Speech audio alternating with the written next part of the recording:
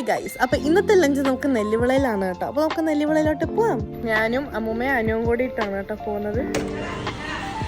Hi guys, ഉടപ്പെടുന്നു സുഹൃത്തുക്കളെ. അദ്രിപ്പൊന്ന് കുളിച്ചതേ ഉള്ളു. അനുവിളി സത്യത്തിൽ ഫുഡിന്റെ വീഡിയോ എടുക്കാൻ ഞാൻ മറന്നുപോയി. എന്തൊക്കെയായിരുന്നു കറി എന്ന് പറ.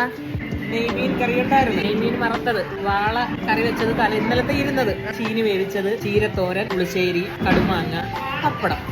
ചീനി നല്ല കിടിലം നെയ്മീൻ കറി കേട്ടോ, സൂപ്പർ ടേസ്റ്റ് ആയിരുന്നു. മീൻ വറുത്ത ചട്ടി.